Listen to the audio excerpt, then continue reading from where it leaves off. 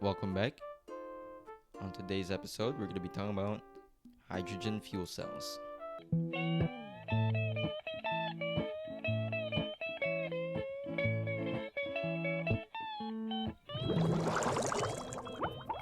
This is not a series. So cars have been around for a long time, even longer than the Oreo. But it is without a doubt that the car was a revolutionary invention for its time. It was equivalent to just a faster and magical horse made of steel. If I'm being honest, I'm still baffled on how they were able to make a functioning and moving car, considering this was the time where if you sneeze wrong, you were sent to the mental asylum. That's not a joke. Now, the technology of an original car compared to today's car is severely outdated, but the fuel we use for our cars today aren't also great. With millions of liters of carbon dioxide disintegrating our ozone layer, how long will it be till we also disintegrate? It might be now. Probably not.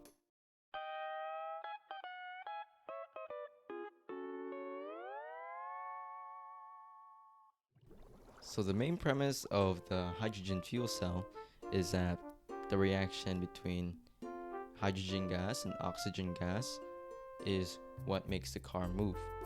Now the byproduct of these two is water, which is much better than the alternative and more primitive gas we use, like diesel, where a combustion happens and the byproduct is carbon dioxide. In the fuel cell, there are a couple main parts.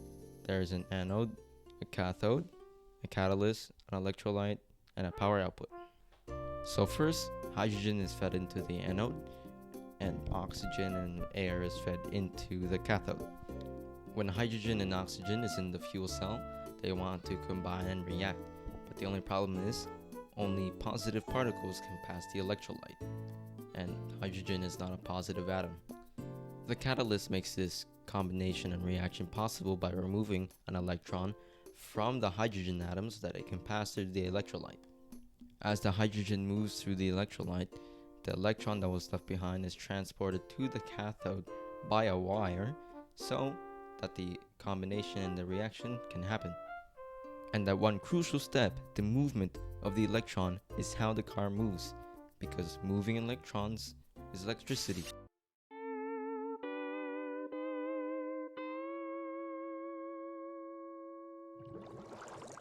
Now this whole process that goes on in the fuel cell isn't completely pollutant free either, because when you feed air into the cathode, you're gonna get a conglomerate of elements, not just oxygen.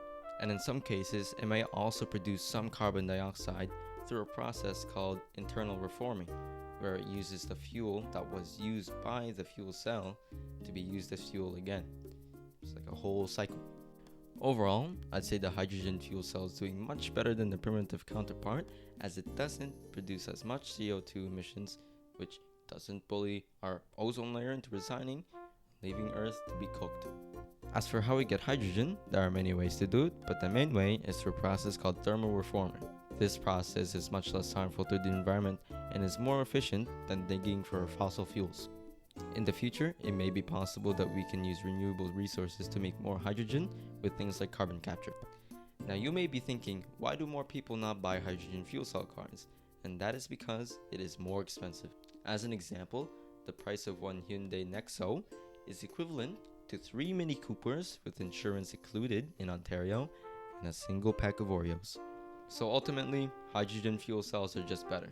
It produces less CO2, is more efficient, and creates water as a byproduct, which isn't harmful to the environment or you. Until next time, this has been your science student, and thanks for watching.